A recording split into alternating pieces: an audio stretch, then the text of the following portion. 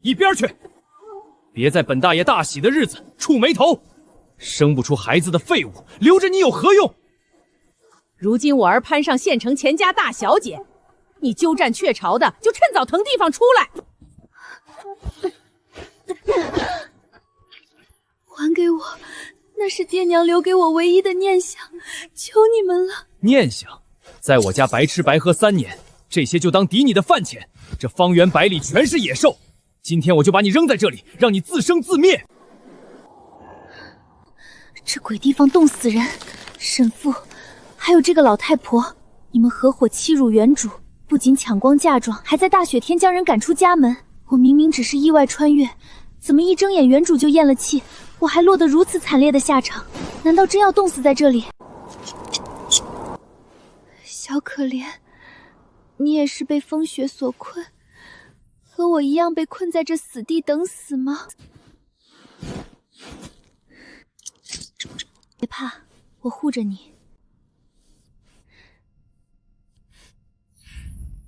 芝芝，人类，太谢谢你了！你身上暖乎乎的，我刚才还以为自己要冻死在雪坑里了呢。我真的能听懂你说话，这能力太逆天了。你别发呆了，赶紧起来，待在露天雪地里早晚被冻死。我知道前面有个避风山洞，里面还有我夏天藏的干果子，我分你一半，快跟我走。芝芝，再往前几十步，那块巨大岩石后面就是山洞，挡风又干燥。再坚持一下，山洞里还有我珍藏的干果，足够我俩撑过这场大雪，可千万别出意外啊！对了，山洞旁边还有我藏的松果和蘑菇干，也都拿出来给他吃。总算到了，这地方隐蔽，风雪进不来，倒是个绝佳的避难所。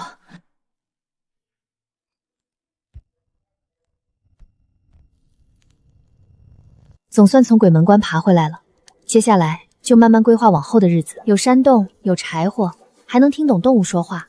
这片荒山未必是死地，等我恢复体力，先去周围看看有没有水源和可食用的野菜，再找找有没有原主记忆里的那些盗猎陷阱，别让小动物再遭殃了。你乖乖在火堆边烤火，我去把我藏的宝贝零食拿过来，很快就回来。这哪里是普通树根，分明是一株品相极佳的百年野山参，放在这个时代，这可是救命神药。小家伙为了报恩，竟然给我刨来了一株极品百年野山参，这下活命的本钱有了。沈父、沈老太婆，你们把我弃于雪地，想让我葬身野兽的狗里，可惜事与愿违。我不仅要在这荒山上活下去，还要把这片死地打造成金星山。你们抢走原主的一切，施家的所有屈辱，我会一笔一笔连本带利讨回来。百年人参在手，还有听懂兽语的逆天能力，复仇和致富两手都要抓。先用人参换些粮食和衣物，再慢慢发展。谁在外面？立刻站住！我隐居在此茶寮东滩府岸，本以为这女子必死无疑，没想到她不仅活了下来，还和松鼠如此亲近。这松鼠的尾巴蓬松柔软，圆耳朵也太可爱了，好想伸手摸。柔软，圆耳朵也太可爱了，好想伸手摸一把。我是伪装的猎狐，朝廷暗寻去时，必须稳住人设，不能失态。大雪封山，此地野兽横行，是人人避之不及的死地。你一个孤身女子跑到这里来，是活腻歪了？我的去处与你无关，荒山又不是你私人地盘。他还防着我，只是想摸摸小松鼠而已。算了，不能暴露心思。不过这女子倒是有几分骨气，不像寻常妇人那般懦弱。我是住在半山腰的猎户裴征，常年在此山中谋生。这大黄山危机四伏，你留在这里迟早出事。明早雪停，立刻下山。真是个怪人，脸冷得像冰块，行为也奇奇怪怪。看他身手和气场，绝对不是普通猎户，身上杀气太重，多半身份不简单。暂时井水泛河水就好。不过他刚才的眼神，好像一直盯着芝芝看，难道他也喜欢小动物？芝芝，这个人类眼神怪怪的，一直盯着我看，有点吓人。不过他身上的味道不难闻，比山下那些坏人好多了。冻伤好了大半，暂时安全了。但仅仅躲在山洞里坐吃山空不是办法，我要利用这座荒山，打造属于自己的商业帝国。不仅能听懂小松鼠说话，我现在体力恢复，得赶紧规划接下来的日子。要是能再多救些小动物，有了他们帮忙，我就能在这荒山横着走了。而且我发现这山里有不少盗猎陷阱，得赶紧清理掉，免得小动物受伤。吱吱，山下的人类坏得很，你一定要小心。坏得很，你一定要小心。山里还有好多小动物需要帮助呢。东边林子里有只小兔子被夹子夹住了，西边山坡还有只小鹿腿受伤了。好，等我收拾完这里就去救他们。吱吱，你听到了吗？后山有动静，像是有小动物被困住了。吱吱，听到啦，好像有同伴被石头压住了，我们快去看看。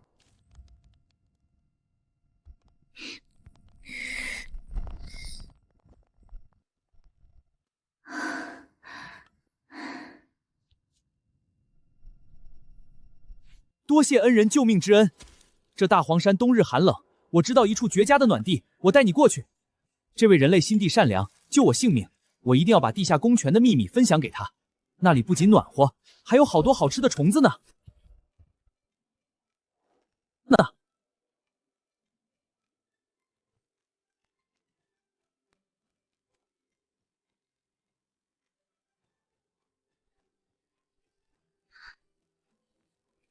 天然温泉，简直是意外之喜。小穿山甲为了报恩，竟然带我找到了这处天然富矿温泉。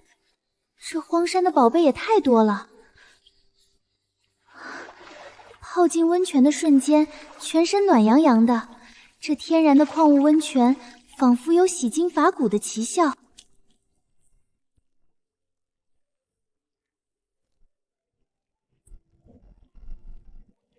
沈父想让我在这里自生自灭，殊不知我直接在荒山上开启了顶级温泉度假。村模式，好戏才刚刚开始。穿山甲居然还送了我5颗极品冰川雪莲种子，种在温泉边成熟后就是天价灵药。恩人，温泉日夜恒温，以后再也不用受风雪之苦了。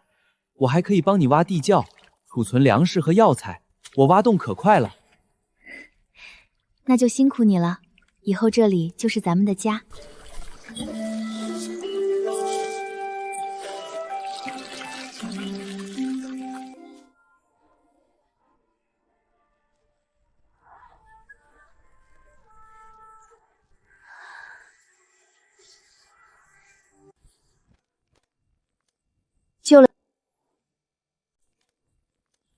救了金丝猴后，我发现我的感知能力变得更强了。这荒山上的各种走兽飞禽，不仅是小松鼠，连深山里的猛步新生，我也能轻易察觉。有了这种与猛兽沟通的能力，山下的地痞流氓再来挑衅，直接让他们有来无回。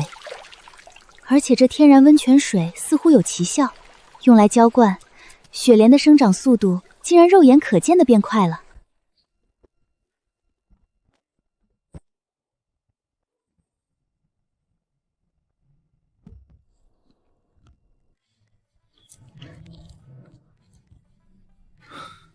这猴子看着机灵，平时除了香蕉还吃什么吃食？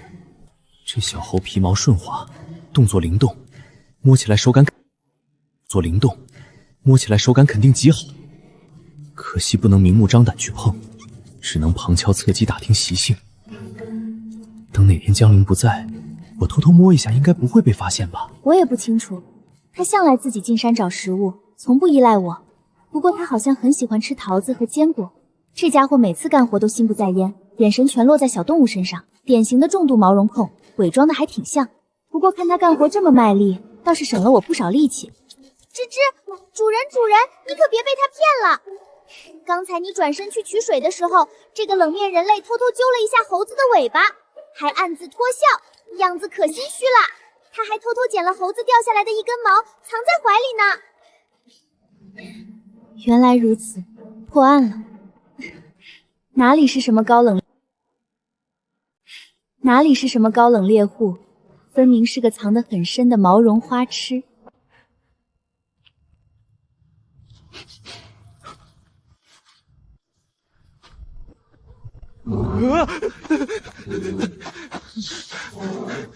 可恶！那个生不出孩子的弃妇居然没死，还在山上挖出了温泉和人参。今天定要把宝物抢回来！没想到你命这么硬，大雪都冻不死你。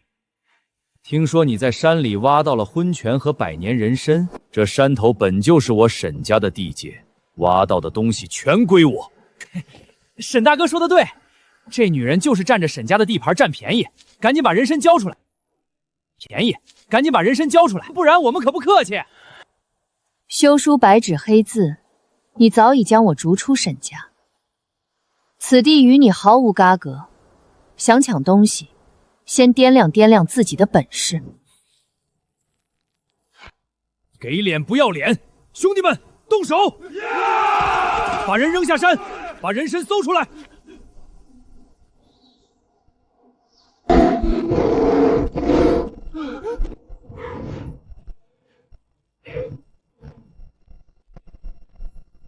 妈呀！熊瞎子成精了！救命啊！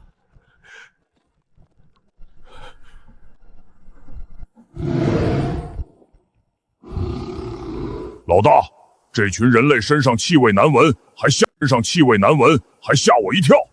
我能不能一巴掌把他们拍飞？这群小喽啰弱不禁风，看着就没劲，真想直接赶下山。不过老大说不能伤人，那就吓唬吓唬他们好了。别伤人性命，吓跑即可，闹出人命反而麻烦。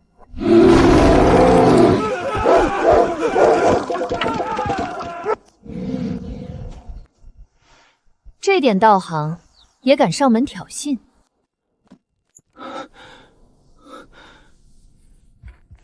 我听到打斗声响，你没事吧？一群跳梁小丑被大壮轻松吓跑了，不足为惧。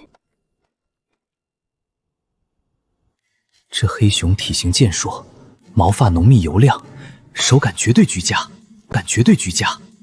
我身为猎户，摸摸野兽合情合理，就摸一下，绝对不会被发现。摸完我就假装去打猎，神不知鬼不觉。江陵，这头熊性格温顺吗？会不会主动咬人？性子很乖，只要不招惹它，就跟家养大狗一样温顺。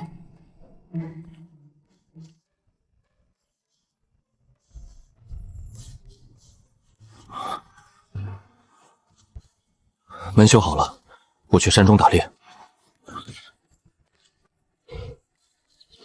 老大，这个人类绝对有病，摸我的时候手抖得厉害，还偷偷掐我毛发。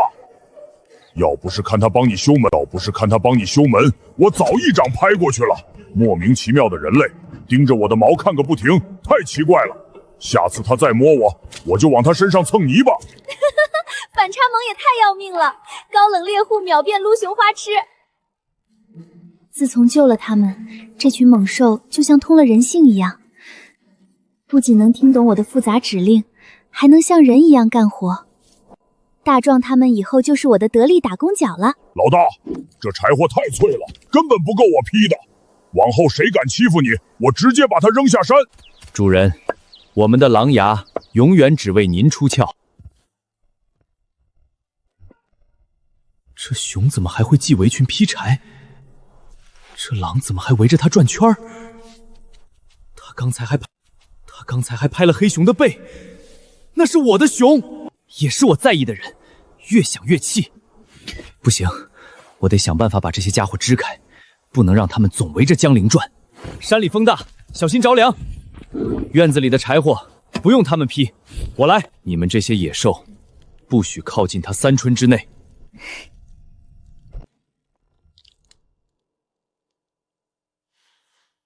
3日后，本人在县城春风楼举办大婚，迎娶前府千金。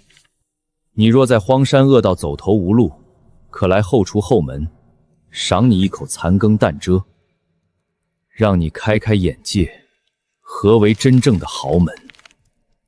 想借着婚宴羞辱我，沈父倒是打得一手好算盘。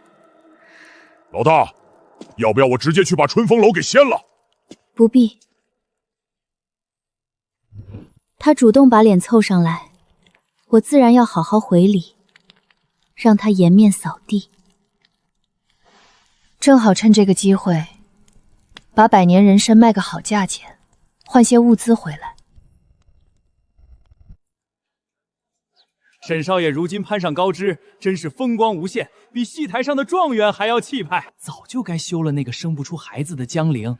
听说他现在在荒山跟野兽抢食物，活得狼狈不堪。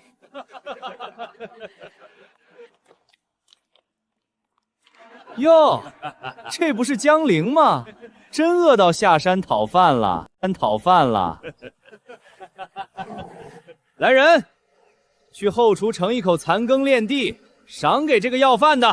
各位请看，这是我花100两白银购入的10年老参，整座县城都找不出第二株，这就是我钱家的底蕴。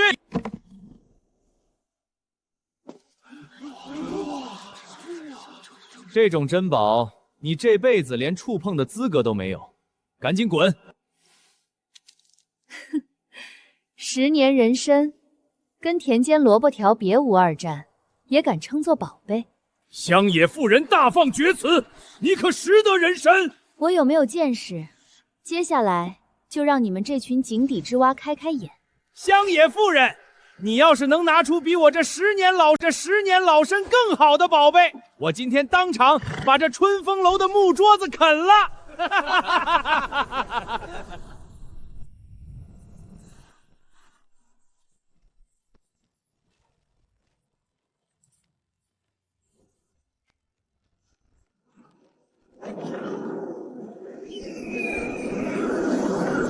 百鸟云集，此乃世间祥瑞之兆啊！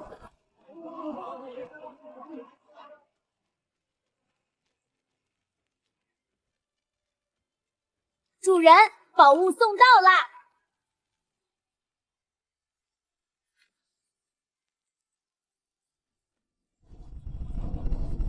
！500年野山参黄，500年，这根本不是凡物。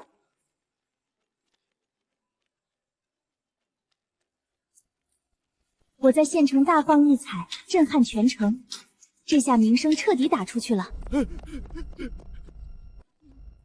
江姑娘，江活菩萨，求您把参黄卖给我，我愿倾尽全部家产交换。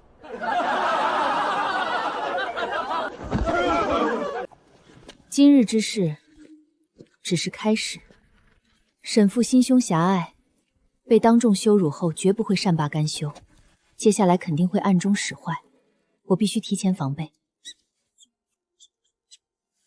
芝芝，主人你看，我刚才趁乱从沈父怀里偷出来的，就是他当初抢走的那只银簪，还有这张纸，看着像他贴身藏着的宝贝。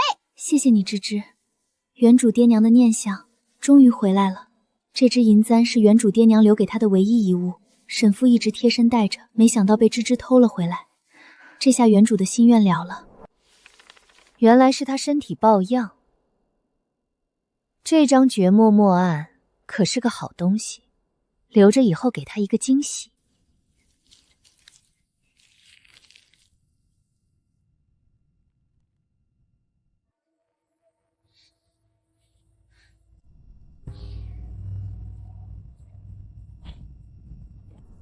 县衙办案，闲杂人等速速避让。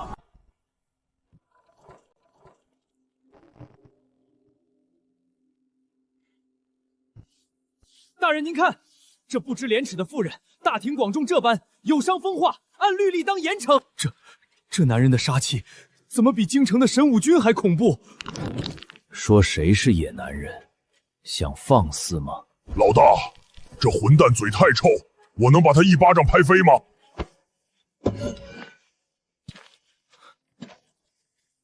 我的人，也是你这垃圾能指手画脚的？大人救命！大人，此女偷到我岳父家祖传灵药，那株野山参必定是赃物，请大人将她捉拿归案。一码归一码。江氏，钱大富告你偷盗药材，人证物证俱在，你可认罪？大人，我药源用的是上等黑土，只要比对人参根须的泥土，便能定他罪名。欲加之罪，何患无辞？既然你们拿泥土做文章，那我就用真相说话。一红一黑，土质截然不同。钱老板的说法站不住脚，他定是偷了人参之后，故意抹上山里红土掩人耳目。泥土可以伪造，但山林万物的天性，万万作假不得。山中野蜂世代在此生存，只认本土药材长期浸染的独特气息。若是外来药材，他们绝不会靠近。这便是铁证。不信的话，你们可以把钱老板那株10年人参拿过来试试，看野蜂会不会围着它飞。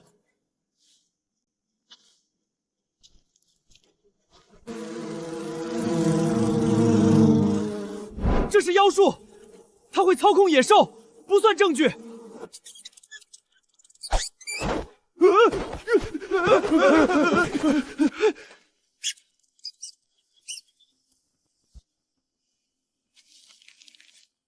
大家请看，这就是他藏在身上的东西。我不是故意的。当初你骂我生不出孩子，以此休妻。可这张脉案写得清清楚楚，沈父天生绝脉，终生无法生育。真正断了香火的人，是你。你念什么？你毁了我！你这个骗子！你这个废物！不，你居然敢骗到我钱家头上！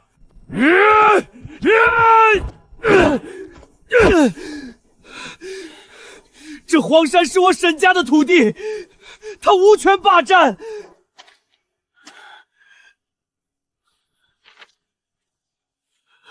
这座大黄山，从今往后归江陵所有。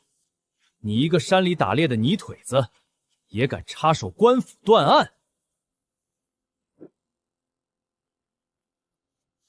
本官引伏暗访辽东贪腐案，今日之事秉公处置即可，不必多礼。白家与辽东贪腐案牵扯甚深，你只需按律办事，其余的自有本官担着。居然是御前暗巡御史，这位大人手握先斩后奏之权，连3品大员都敢查办。沈家这次是彻底踢到铁板了，没想到白家也牵扯其中，这下可热闹了。大黄山自古便是皇家无主官地，不归任何村落管辖。3日前，我已在州府为江陵办理甲字号永久地契。从今往后，山上一草一木一禽一兽全都姓江，谁敢擅闯滋事，同罪乐杖。案情真相大白，沈父私刻公章，投毒杀人，诬告良民，数罪并罚，赐配流放古寒3000里，即刻带上重枷，押入大牢。钱大富伙同作伪证，罚没5000。大富伙同作伪证，罚没5000两白银，立刻离开此地。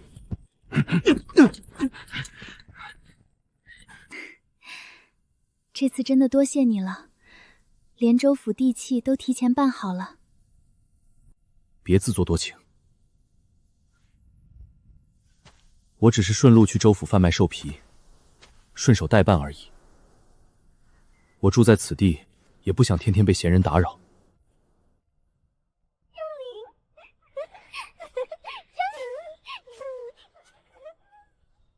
哎呦呦呦，这小圆耳朵也太软了吧！大壮乖，翻个身让我摸摸肚皮，这手感比贡品羊腰毯还要舒服100倍。每天白天装高冷太煎熬，只有晚上才能尽情撸毛，简直是人生一大乐事。等明天我再给大壮带点蜂蜜，他肯定会更喜欢我。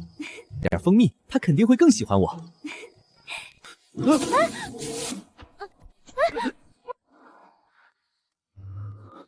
江陵，我不仅想摸熊，我还想摸摸你袖子里的寻宝鼠。吵死了！大半夜不睡觉，摸来摸去，还凑在一起嘀嘀咕咕，打扰我休息。再吵我就把你们都扔出去。我是猎户，略通兽类医术，刚才看他积食，帮他揉肚子而已。揉肚子，还整个人扑上去揉。哎呦呦，耳朵好软，这句话也是兽医该说的。不许学我说话。我们做个交易，我每日帮你劈柴、挑水、开垦荒地，守护整座山头；开垦荒地，守护整座山头无人敢犯，还帮你打探辽东贪腐案的消息。作为交换，你允许我每天光明正大撸毛1个时辰，如何？成交。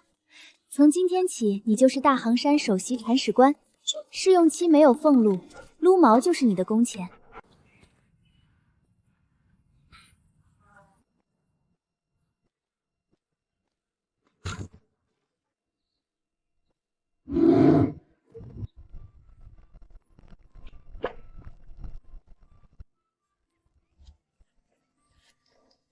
有了这些通人性的猛兽帮忙，我的荒山度假村正式开工了，而且温泉水灌溉效果惊人，雪莲很快就能成熟了。江陵，你看，江陵，你看这根主梁是我亲自去深山挑选的，比这笨熊般的结实多了。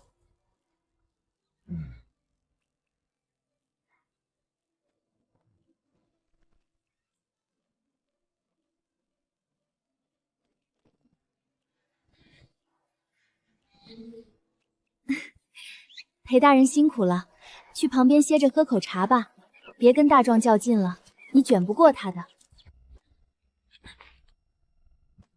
长得威风凛凛，性格却是个小憨憨，以后就叫包子好了。鹅鹅爸爸，有了他的加入，大黄山可是越来越热闹了。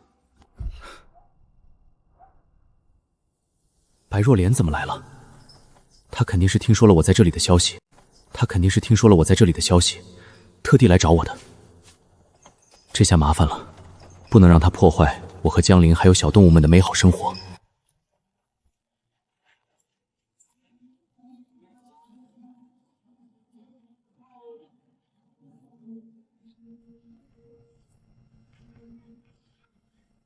裴征哥哥隐在此处查案，居然天天围着一个乡下弃妇转。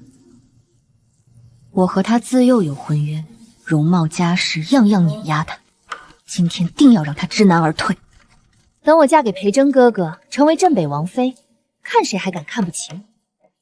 而且，我爹爹白尚书一直想强办大烘山作为倒卖军械的秘密中转站，我今天定要一石二鸟，把这个绊脚石赶出去。裴征哥哥，我找你找的好苦，你怎么会在这种粗鄙之地干苦力？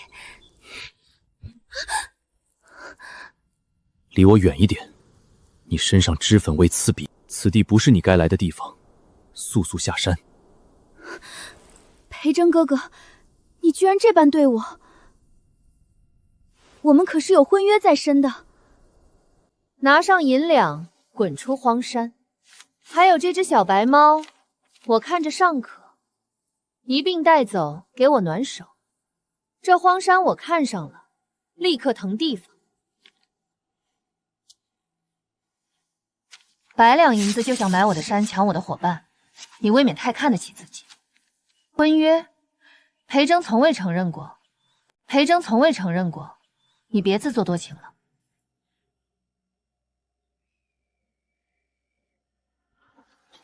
有野兽！救命！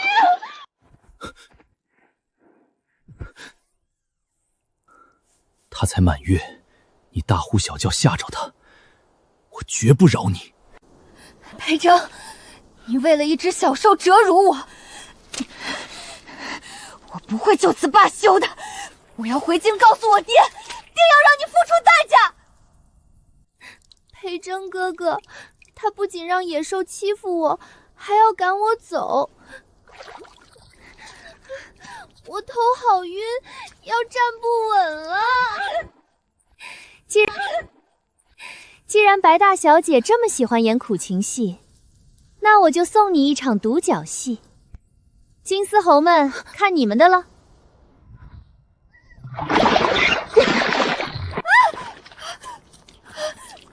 哪里来的泥巴？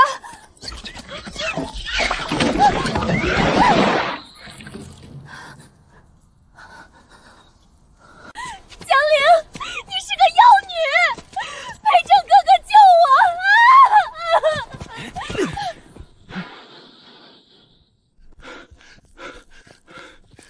丫头，大事不好！白小姐回县城后，动用她父亲的权势，下令全县所有药铺不准收你的药材。谁敢接手，立刻查封店铺！你查封店铺，你的药材彻底卖不出去了。我知道了，多谢王大爷通风报报。想用垄断渠道逼我妥协，他只看到街边小药铺，却不知道真正的大客户从来不在市井之间。正好我种的雪莲也快成熟了，一起卖给皇商，能卖个好价钱。被人断财路了，是不是着急了？我可不会哭。你在京城人脉广阔，想必知道谁能吃下我的极品灵药吧？今日正午，皇家万安商号大掌柜卢京本县，背靠皇室，根本不惧尚书府。你的灵药若是能入他眼，价格会远超寻常药铺，而且我已经提前给他送了消息，说你这里有500年野山参和冰川雪莲。甚好，牵上毛驴，咱们下山会一会这位豪门千金。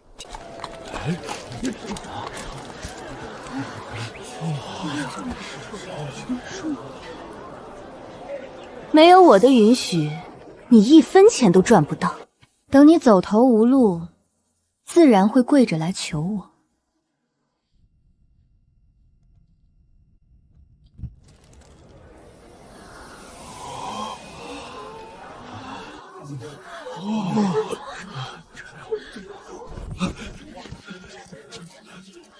此乃泾县太后的贺岁神药。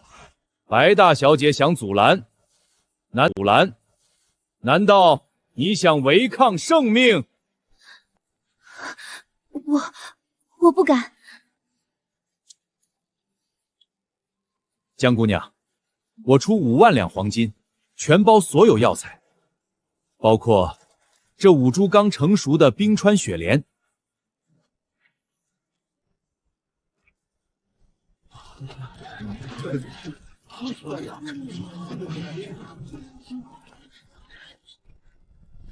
江陵，就算你卖了药，有几个臭钱又怎么样？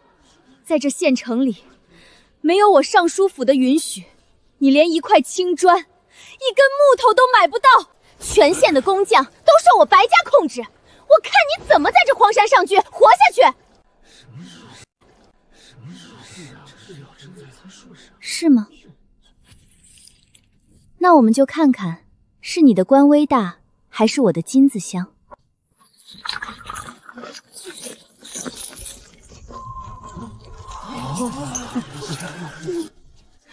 全城的人听着，我大荒庄园今日起招募能工巧匠，不管泥瓦匠、木匠还是铁匠，只要敢干，工钱是白家给的10倍，包吃包住，顿顿吃极品野味肉食。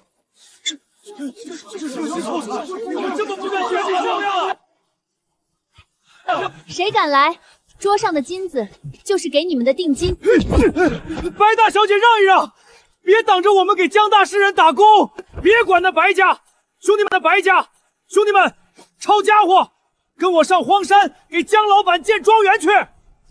誓死追随江老板，誓死追随江老板。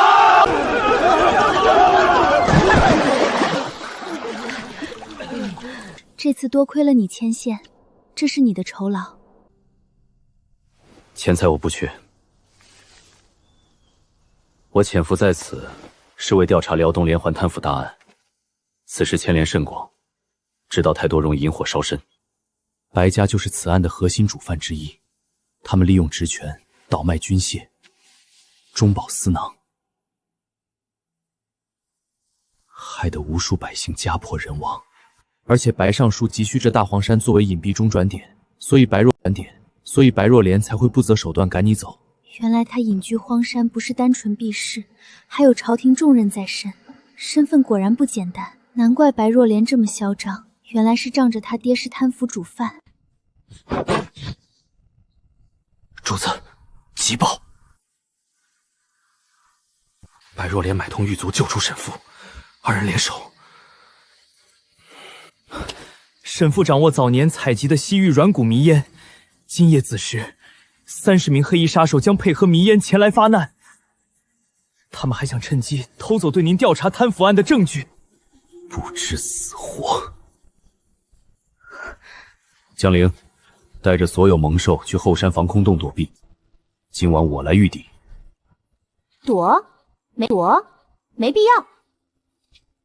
这大黄山可是我的地盘，今晚我就让他们看看惹怒万兽之王的下场。今夜就让你们见识见识，这些通人性的猛兽绝不是好惹的。我吹响鼓哨，召唤深山里的金雕群，有猛兽们守住各个入口，这下万无一失了。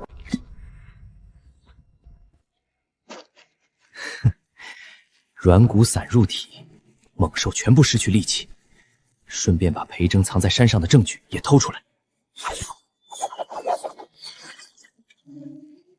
动我的人，你们今天谁也别想全身而退。敢伤我的猛兽，今天就是你们的死期。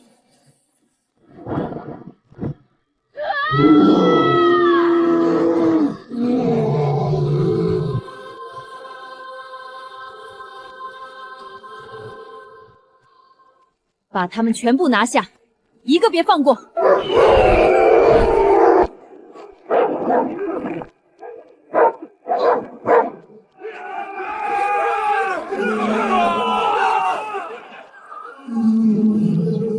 太耀眼了，不愧是我裴征看上的女人。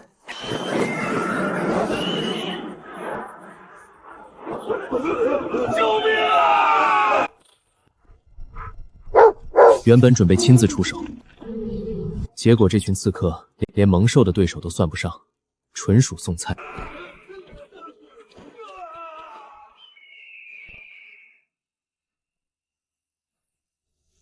江陵也太厉害了，居然能召唤金雕卫队，在本官面前自尽，痴心妄想。按一，将所有活口押送京城北镇抚司，人证物证一并送往狱案，彻查白家难养杀手意图谋逆及辽东贪腐之罪。光送人证不够热闹，金闪闪，带上同伴，把这些残衣、断刀全部空投到尚书府院内，再去泥潭滚一圈，给白家下一场泥浆雨。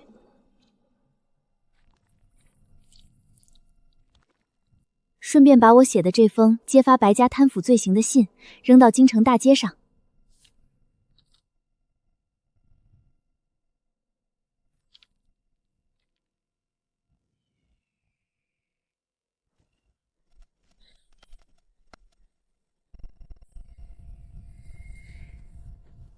这报复手段比我这个冷面御史还要狠，不过看着解气，这下白家彻底完了。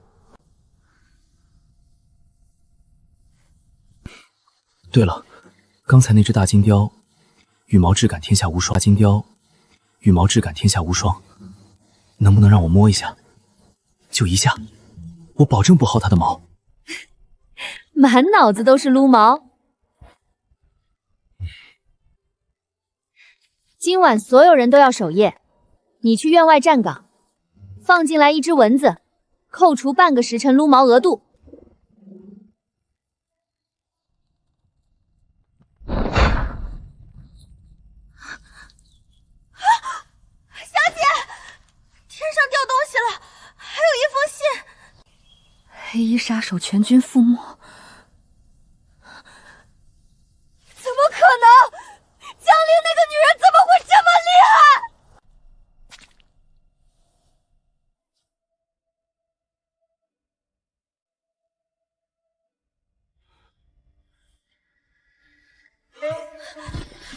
雇佣杀手行凶，证据确凿。镇北王插手此事，还掌握了我们贪腐的证据。我们白家彻底完了。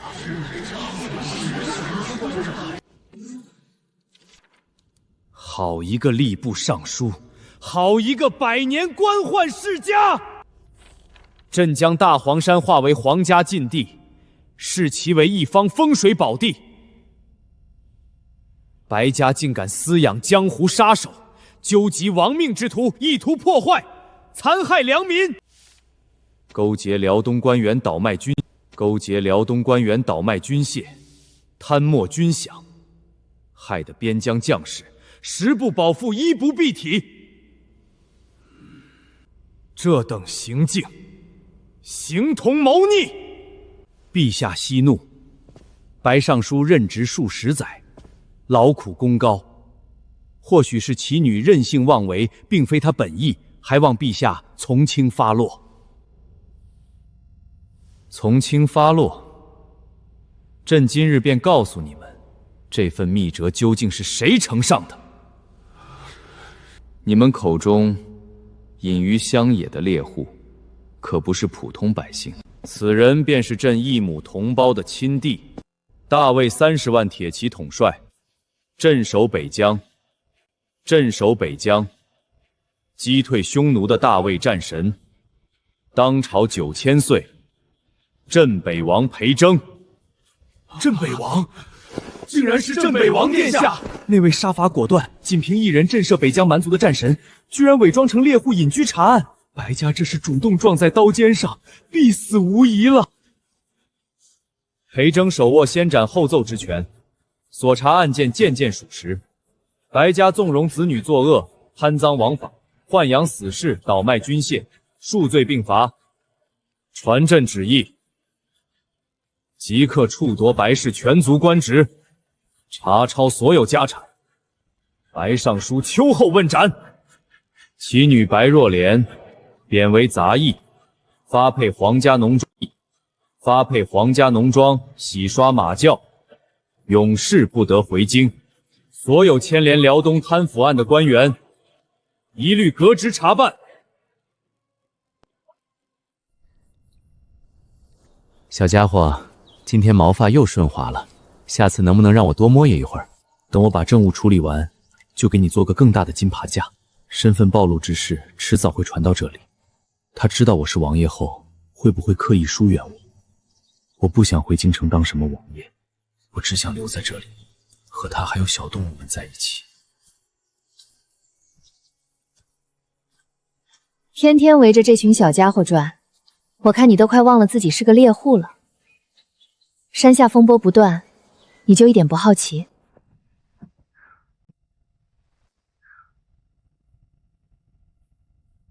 外界纷争与我无关，守着这里就够了。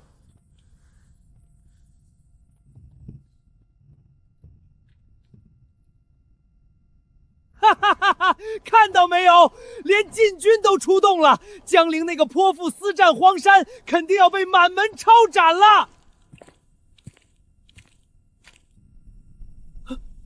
老奴参见镇北王殿下，千岁千岁千千岁！陛下有旨，请殿下即刻换上蟒袍，回京处理政务。陛下还说，允许您遥领镇北王职权，由副将代管北疆军务，您可以随时返回大黄山。镇北王，当朝9000岁，难怪他身手不凡，还有州府地契、皇商人脉，原来从头到尾都是大佬伪装。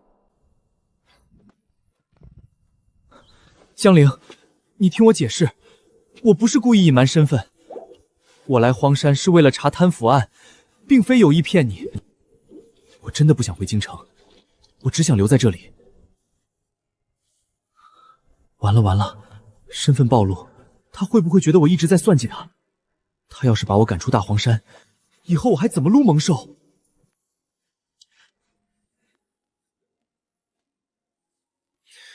这是我的兵符，可调动30万北疆铁骑。今日我将它压在这里当信物，我不要王府荣华，只想留在大黄山。每日撸毛的约定，我还想遵守。我的天，镇北王居然把调兵虎符当押金！为了留在这荒山撸野兽，这还是那位令敌军闻风丧胆的战神吗？虎符你自己收好，我养不起30万大军。不过看你这段时间干活还算勤快，将你晋升为大魂山名誉山主兼首席安保队长。当真？那每日撸毛陪包子玩耍的规矩还算吧？算数。另外，你之前说要把镇北王府一半库房搬来修建寿园，这话可别反悔。绝不反悔。来人，传我命令，大峰山周边30里划为镇北王1级禁区，任1级禁区，任何人擅入，严惩不贷。我堂堂尚书嫡女，居然落到这般地步。裴桢、江陵，我恨你们！作恶自有天收，仗着家世欺压旁人，如今也是咎由自取。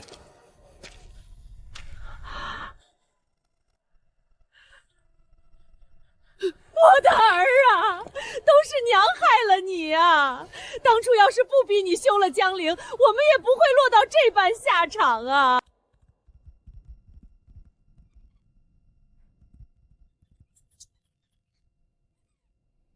冤冤相报何时了？他虽然刻薄，但也罪不至死。给他点粮食，让他能活下去就行。从此你我两清。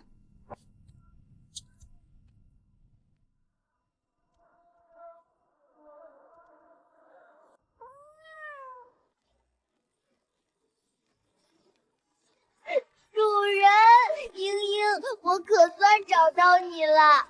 新主人身上气息息，好温柔，以后我就赖在这里吃竹子啦。以后就叫滚滚吧，后山整片紫竹林归你当食堂。吱吱，这个大家伙毛好软呀，以后我就在你头上安家了。个头比我还大，看起来傻乎乎的，不过毛确实挺软的，不知道能不能让我摸一下。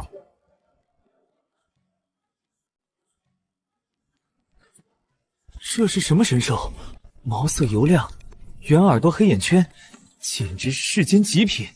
能不能让我摸一下？就一下，我给你买最甜的竹笋。江老板，全城工匠都召集齐了，您尽管吩咐。第一，从山脚到山顶，全部铺设名贵青光石路面。第二，外围围墙加高至3丈，加装金刚倒刺。第三，分区修建温泉池、猛兽居所、空中堡垒、竹林度假区。第四，修建一个大型地下仓库，用来储存粮食和药材。第五，在各个路口安装预警铃铛，由金丝猴负责值守。3丈高墙，全城皇亲都没有这般规格，这是要修建堡垒啊！不仅是居所，更是我和小家伙们的乐园。钱财管够，工期抓紧。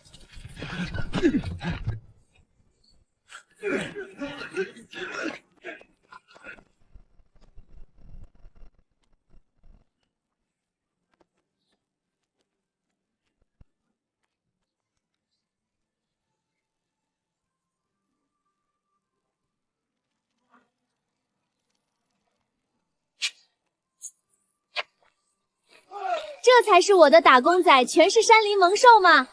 大家都辛苦了，晚上加餐。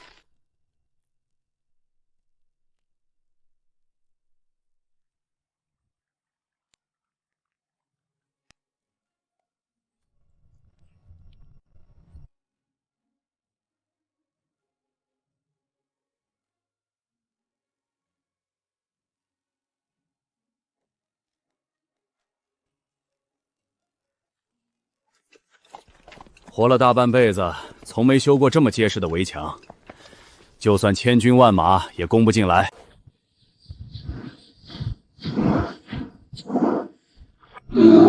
这池子比后山泥坑舒服10000倍，天天泡着都不想走了。水温适宜，灵气十足，在这里修炼都事半功倍。提前说好，下水必须洗干净。谁带泥巴进来，今晚扣全部肉食。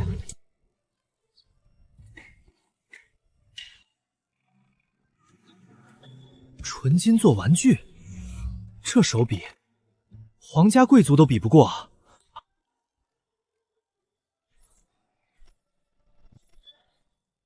厉，视野绝佳，外敌一来，我们第一时间发现。竹子香香脆脆，这里就是天堂啦！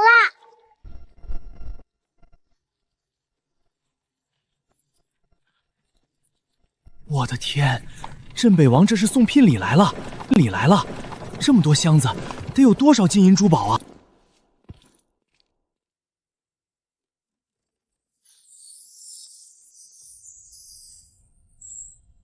镇北王府全部家当，白银800万两，黄金50万两，外加太祖御赐金牌，今日全数带来。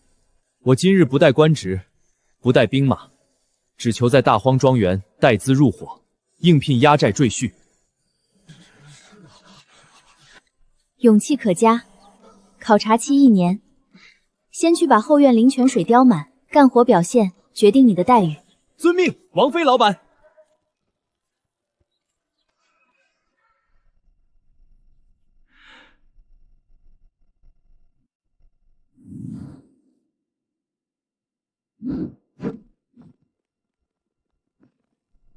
他竟然打我！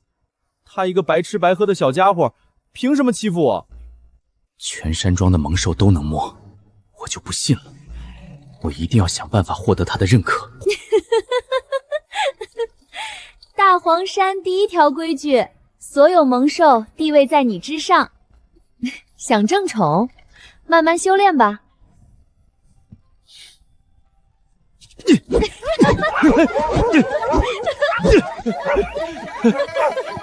从雪地里濒死的弃妇，到坐拥整座荒山神兽环绕，短短数月，恍如隔世。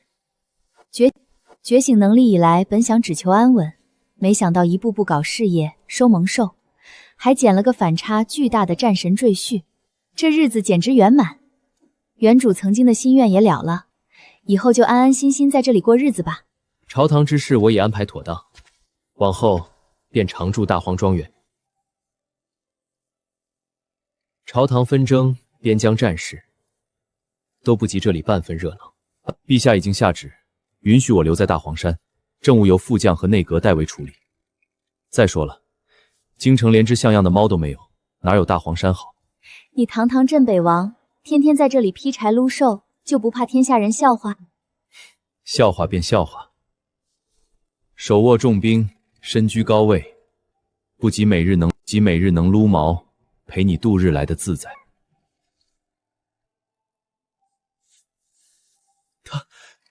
他终于让我摸了，我太开心了。看来你的努力没有白费。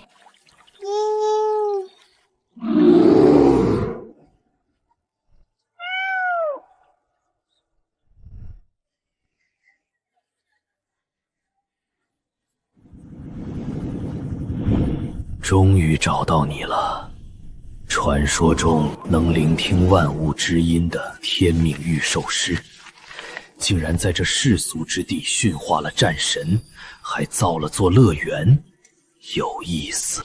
启程，我们去会会这位御兽圣女。